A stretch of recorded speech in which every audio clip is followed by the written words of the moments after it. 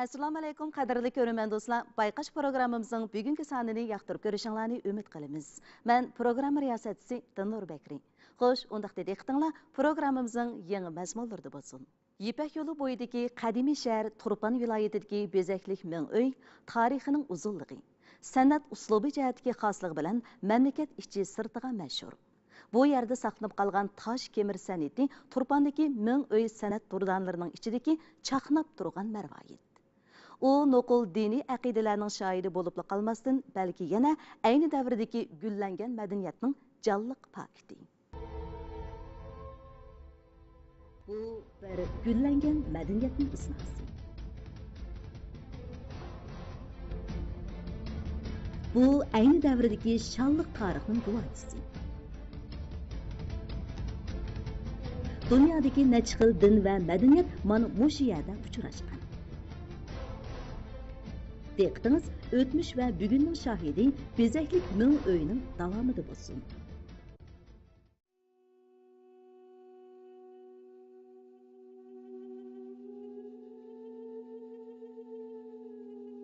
Turpan rayonining havo kelimati quruqoq bo'lganlikdan bezaklik ming uyları xeli yaxshi saqlangan. Bu joyning tabiiy sharoiti nihoyat yaxshi bo'lib, ikki tarafi tog', o'rtasi Mo'rtuq qo'li. Mo'rtuq daryosining suyi bu yerdan qish yoz to'xtamay eqib turdi. Tuprog'i nihoyat munbat bo'lib, insonlarning hayot kechirishiga intayin muvofiq.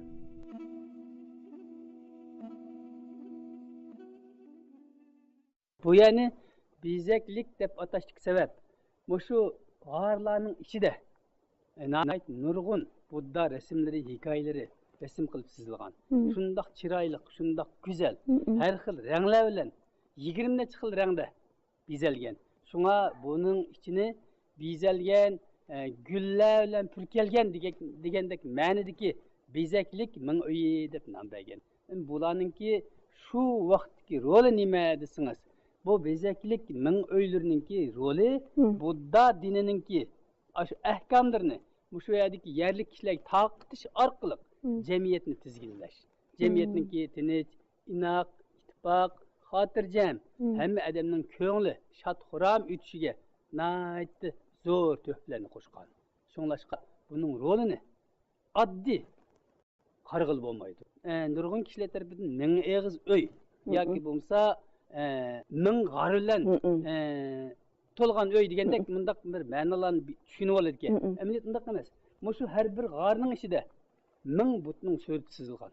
Bu ming but degan shu insonlar uchun har xil har yangi ishlarni qilib beradigan butlar bo'lgan. Shu ming butning surati chizilgan uy deganligimiz uchun buni qisqart ming uy deb atalgan. Bezaklik ming uy deb atalgan bu g'arlar milodiy 4-5 asrlardan boshlab qurilgan. Toki milodiy 14 asrgacha davomli yasalgan va ishlatilgan. Shuningdan tortib ta hozirga qadar 1500 yildan ortiq tarixni beshdan o'tkazgan. Bu ming uylarning o'ziga xos yerlik alohidaligi, binokorlik uslubi bor, ham xos davr alohidaligi, gavdalik diniy uslubi bor. Bezaklik ming uydagi 80 nechadan ortiq g'orlarning ichiga sizilgan rasmlarning mazmunining o'xshamasligi va binokorlik uslubining o'xshamasligi qarab bu g'orlarni 3 davrga bo'lishga bo'ladi. Ya'ni birinchi davri kuy jamiyati Qo'ju davlatiga hukmronlik qilgan mazgil. Ya'ni bu 5-asrdan 8-asrgacha bo'lgan davrni ko'rsatadi. Ikkinchi davri Tang sulolasi davriga xos bo'lgan g'orlar. Bu Tang sulolasi davriga xos bo'lgan g'orlarning bir qismlari Qo'ju Uyg'ur xonligi davrida qaytadan remont qilingan. Uchinchi davr bo'lsa Qo'ju Uyg'ur xonligi davriga taalluq bo'lgan g'orlar. Endi bu qaysi davrlarga taalluq g'orlar bo'lishidan qat'iy nazar, mushu g'orlarga chizilgan rasmlar ayni vaqtda mushu zamonda yashagan xalqlarning turmush urf-odati va diniy faoliyatini nihoyat aniq tasvirlab berilgan. Bezaklik ming uylardagi g'orlarning yasalishi, qurilish shakli boshqa joylardagi ming uylardan farqli. Bu yer bir qancha xil din ham madaniyatning uchrashgan joyi bo'lg'achqan, yasalgan g'orlarning shu xil din va madaniyat asosida shakllangan. Ya'ni bu g'arlarning ichida oz bir qismi yorliqni o'yib, kesakdan kemir yoki gumbaz shaklli qilib yasalgan bo'lsa, yana bir qismi ehrom shaklli, to'vruk va munar shaklli qilib yasalgan.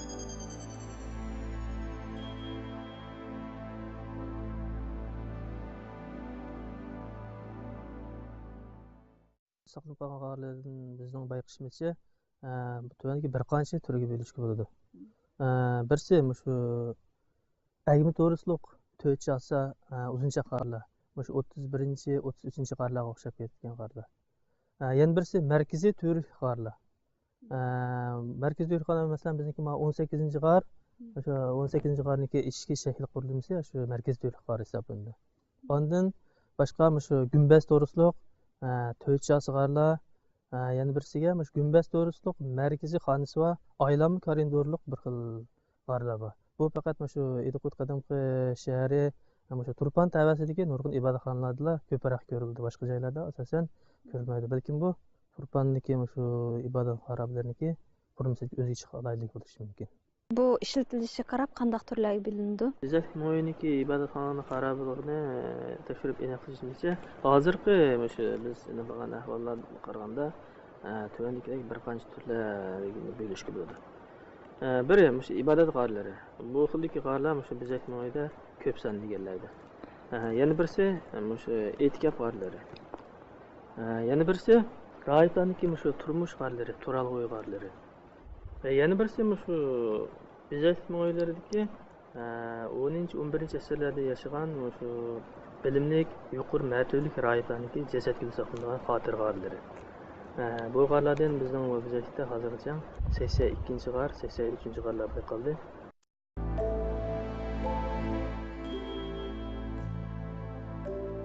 Bezeklik tosh kemirlarda but haykalleri, mayli Budda, mayli but satva haykalleri saqlangan. Bu yerdagi tom rasmlar ham o'rtaqlikqa, ham Uyg'ur xalqi davridagi Budda madaniyatini va estetikasini gavlantirishdak alohidlikka ega. Kuchadagi qizil ming uy tosh kemirlarda Ko'san Uyg'urlari Budda san'ati ifodalari ro'shan ko'ringan bo'lsa, bezeklik tosh kemir turkumlarda Qo'chi Uyg'urlarining portreti nihoyatda aniq aks etgan.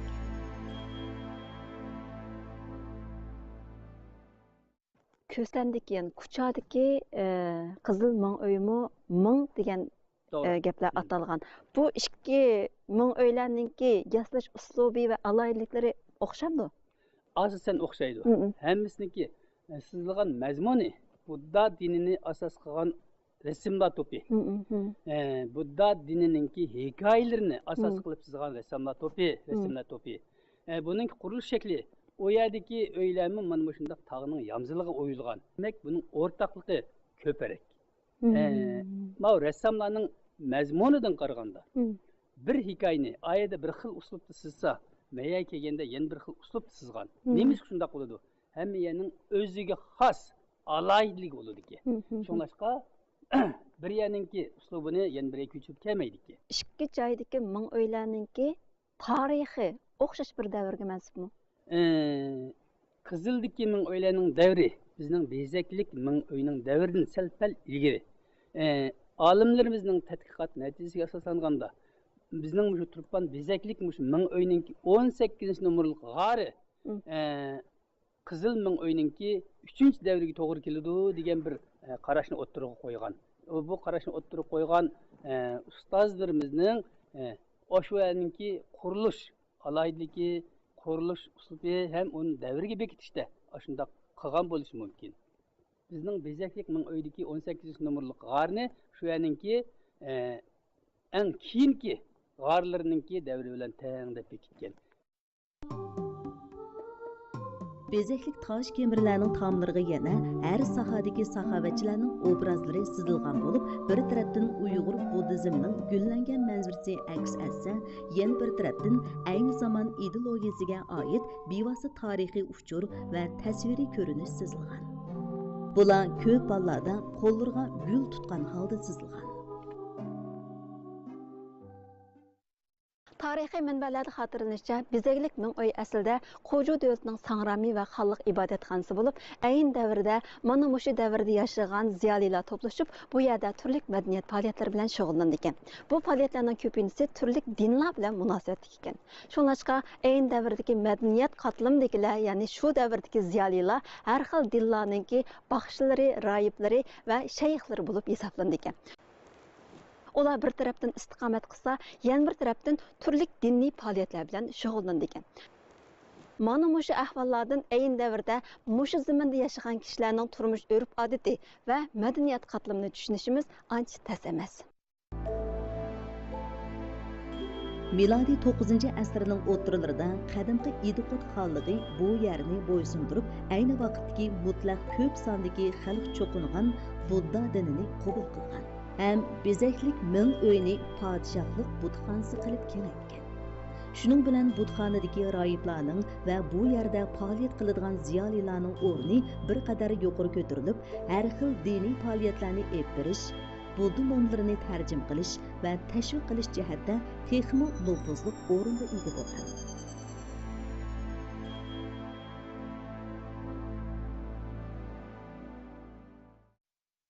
Bezeklik Ming Uy Turpa viloyatidagi mukammal saqlanib qolgan g'arlar eng ko'p tam rasmlardagi ifodalangan mazmunlar intayin mo'l bo'lgan g'arlar to'pi bo'lib hisoblanadi. Bu yer saqlanib qolgan tam rasmlardan ayin davrdagi Qoju davlatining xonishi va shu davrlarda yashagan har qaysi tabiqatdagi kishilarning portretini nihoyatda aniq ko'rib olg'ili bo'ladi.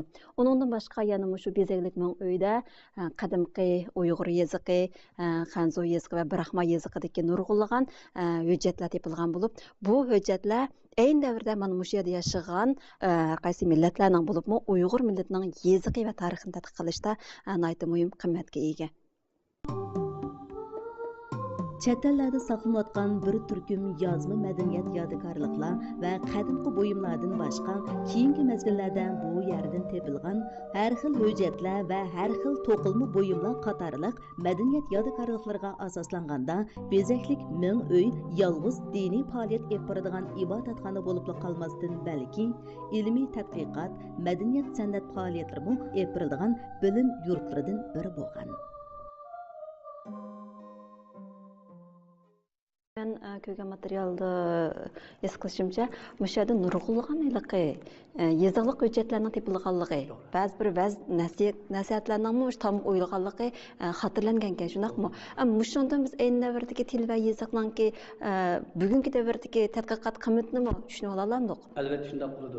Chunki endi bu Bezeklik Ming Uyni manbaiyatdan olib tarafdan 1980-yili dövrünü ketken şu qum dövrlerimizni tozaladik deb. Shu vaqtda nurg'un yozma yodikorliklar topildi. Bu yozma yodikorliklarning yizig'i qadim Uyg'ur yizig'i, Xanzu yizig'i, Arab yizig'i, Suriya yizig'i, Nestorian yizig'i, So'g'di yizig'i, Brahmi yizig'i, Qarishli yizig'i deydigan shundaq ko'p xil yiziqlarda yezilganligini öz ko'zimiz bilan ko'rdik. Demak, endi bu yerda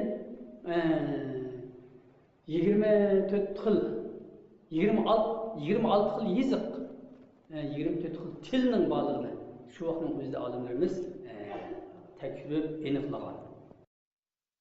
Ablamka, hozir ko'rib o'tganimizdek shu Bezeklik Ming Uyda asosan shu Budda dinini asos qilgan tam rasmlar chizilgan ekan, shundaqmi? Mushudan boshqa dinlarningmi alayliklar gavdlangan rasmlar bormi bu yerda? Bor.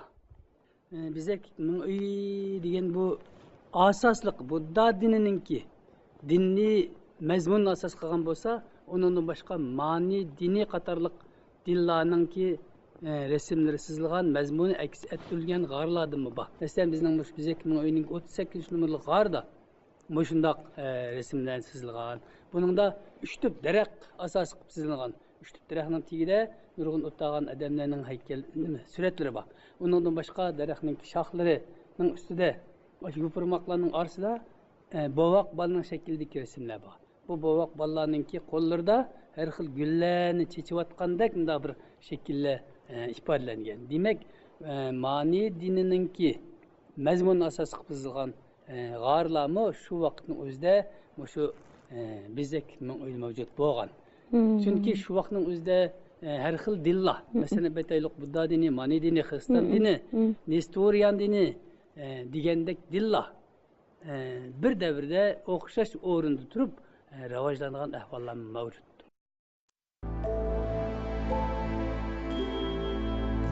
Budda ibodatxonalarining alohida shakli bo'lgan tosh kemirlar buddizm targ'iboti ehtiyoji bilan hukmron sinflar va holliq tabiqatgilar ta'minlagan saxovat rasxoti asosida bino qilinganligi aniq.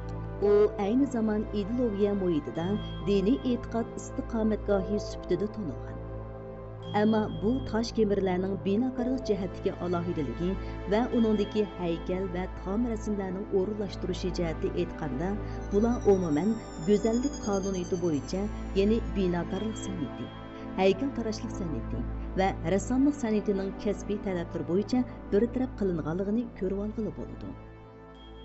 Biz endi 3 o'lcham texnikasi bo'yicha ayni davr tosh kemir san'atidagi eng yorqin namoyanda bo'lgan bezaklikdagi 20-nomerlik g'orni atiga keltirib, bu yerda ifodalangan estetika va san'at jahrini ko'rib boqaylik.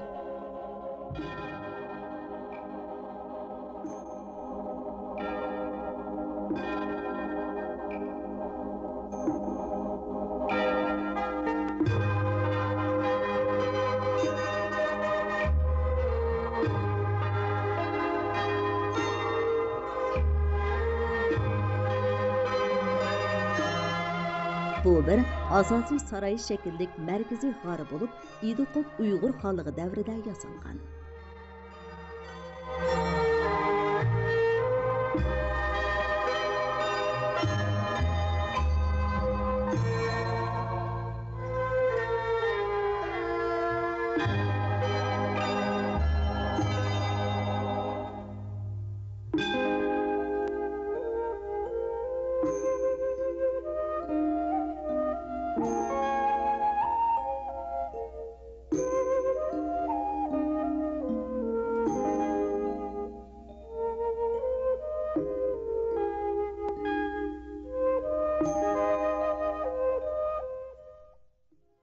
Turpandagi bezaklik ming uy necha ming yillik moddiy va ma'naviy madaniyatning shahidi. U yerdagi qimmatli madaniyat yodikorliklari chet el arxeologlar tarafidan ep ketilgan. Bu talon-taroj xarakterlik buzg'unchilik qaysi yillarda yuz bergan? Ular nimalarni ep ketgan? Bu tosh kemirlar sizni yana qanday ma'lumotlar bilan ta'minlaydi? Davomiy programmamizning keyingi sonida diqqatingizda bo'ladi.